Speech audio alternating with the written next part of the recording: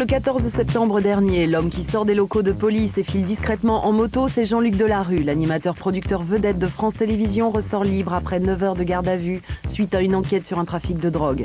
L'ex-gendre idéal de la télé traverse une sombre période. Lors de la perquisition de son domicile, les policiers mettent la main sur 16 grammes de cocaïne. Un consommateur régulier qui, selon les enquêteurs, estime à plus de 10 000 € son budget mensuel de produits artificiels. Stupéfiant, pas tant que ça. Ça fait longtemps qu'il consomme ce genre de produits et ça finit par se voir. Les quantités sont devenues tellement importantes qu'il a été débordé par sa propre consommation et par tous les effets secondaires qui vont avec. On le sait depuis longtemps, la drogue s'immisce parfois dans la galaxie showbiz. Les accros aux substances illicites sont nombreux, que ce soit les comédiens, chanteurs, écrivains à succès, mannequins, vedettes du petit écran, sportifs, jet-setters et autres starlets. Des personnalités se sont fait interpeller en consommant ou en possession de drogue et avec une drogue de prédilection, la cocaïne.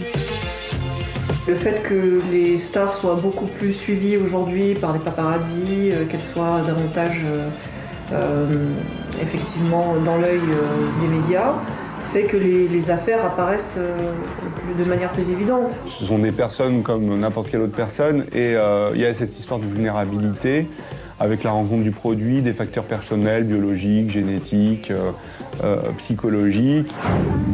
Mais certaines célébrités trop addictes y ont pourtant laissé leur peau, comme Janis Joplin, Kurt Cobain, Jim Morrison, River Phoenix ou encore Heath Ledger. Des destins tragiques pour ces stars habituées au paradis artificiel.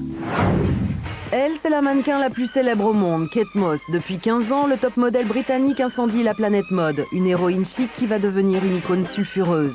Tout bascule un soir de septembre 2005, celle que l'on surnomme la brindille vit avec le déjanté rock hero Pete Doherty, un couple trash qui se retrouve dans un studio d'enregistrement à Londres. Ce soir-là, Kate est saisie une paille à la main et sniffe de la cocaïne. C'est le coup de tonnerre dans le milieu de la mode. Ces images volées circulent sur le net, Kate Moss fait la une de la presse et devient Cocaine Kate. Du jour au lendemain, le mannequin perd près d'1,5 million de contrat. Kate Moss reconnaît les faits, fait son mea culpa et entame une cure de désintoxication pour mieux rebondir. Pari gagné car quelques mois plus tard, les marques reviennent et de nouveau s'arrachent l'image de la Miss sulfureuse. Dans le royaume d'Hollywood, se droguer peut s'apparenter à un mode de vie, comme si être drogué était malheureusement branché. C'est le cas de Paris Hilton, la riche héritière de la chaîne d'hôtels est une habituée. Cet été par 3 fois, la blonde a été impliquée dans une affaire de drogue. Interpellée pendant la Coupe du Monde en Afrique du Sud et en Corse avec de la marijuana, et dernièrement à Las Vegas avec de la cocaïne débordant de son sac à main. Je pense que ça fait partie d'un style de vie qui est relativement évident à Los Angeles et particulièrement à Hollywood. C'est-à-dire que c'est là, ça fait partie du paysage. Si vous ne cherchez pas la drogue vous trouve. Et dans le cas de gens qui ont vécu dans une certaine opulence et dans un milieu très médiatisé, c'est presque quelque chose qui va de soi. J'étais en possession de quelque chose dans mon sac à main. Et qu'aviez-vous dans votre sac à main? De la cocaïne. La plus connue des jet-setteuses doit vite reprendre une bonne conduite, sinon c'est la prison et pour 4 ans. Elle n'a pas intérêt cette fois-ci à se faire reprendre parce que là ça pourrait être beaucoup plus embêtant et lui valoir un petit séjour en prison façon Lindsay Lohan.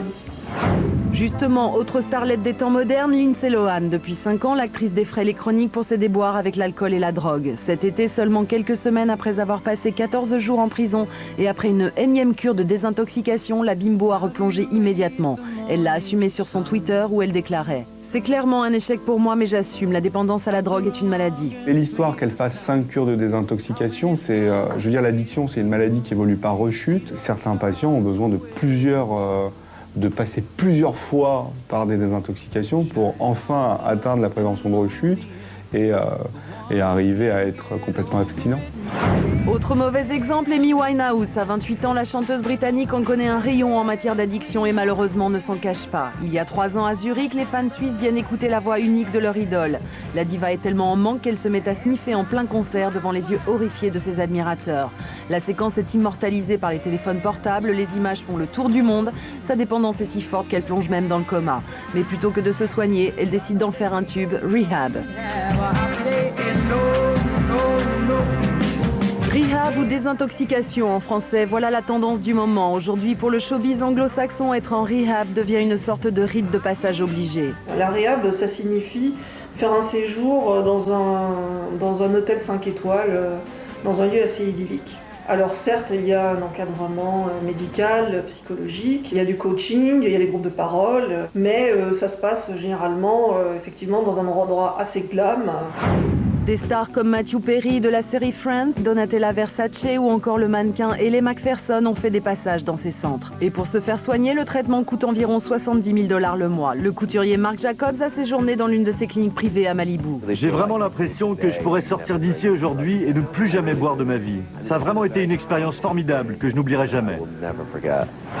À cause de la drogue, certaines stars ont vu leur carrière détruite et pour celles qui veulent s'en défaire, la route est longue. Certaines y sont parvenues comme l'actrice Mélanie Griffiths qui s'en est sortie grâce au soutien de son mari Antonio Banderas. Ou encore Drew Barrymore, la petite fille de E.T., la gloire à 7 ans et la cocaïne à 12. Aujourd'hui, l'actrice est clean et donne une image saine et équilibrée et prodigue même des conseils. Pour elle, la clé du succès tient en 2 mots, volonté et persévérance, comme elle le déclarait dans le magazine Vogue en 2008. Si vous ne vous secouez pas, personne ne le fera à votre place.